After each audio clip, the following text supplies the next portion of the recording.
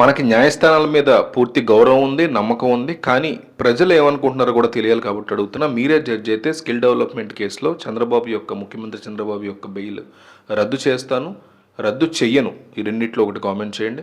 500 comments target పెట్టుకున్నాం.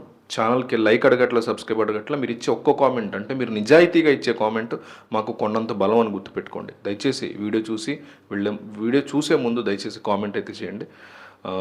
ఆంధ్రప్రదేశ్ రాష్ట్ర రాజకీయాల్లో ఒక పక్క ఫైబర్ నెట్ కేసు కావచ్చు, స్కిల్ డెవలప్మెంట్ స్కామ్ కేసు కావచ్చు, ఈ రెండు కేసుల్లో కూడా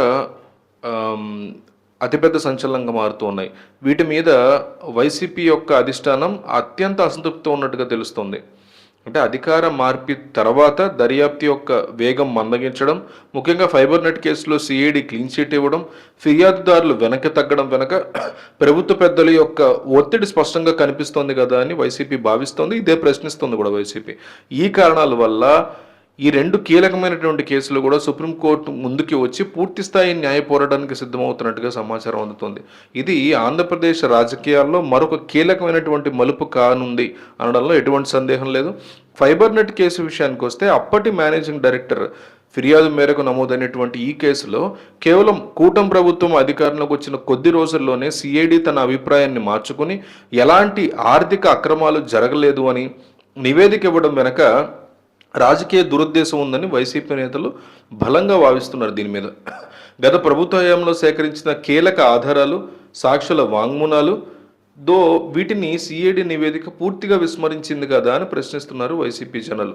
దీనికి సంబంధించిన అన్ని పత్రాలని, గతంలో సిఐడి సేకరించినటువంటి డాక్యుమెంటరీ ఆధారాలని సుప్రీంకోర్టుకి సమర్పించడానికి ప్రత్యేక న్యాయ నిపుణుల బృందాన్ని పొన్నవోలు సుధాకర్ రెడ్డి ఆధ్వర్యంలో జగన్ ఏర్పాటు చేయబోతున్నట్టు తెలుస్తోంది.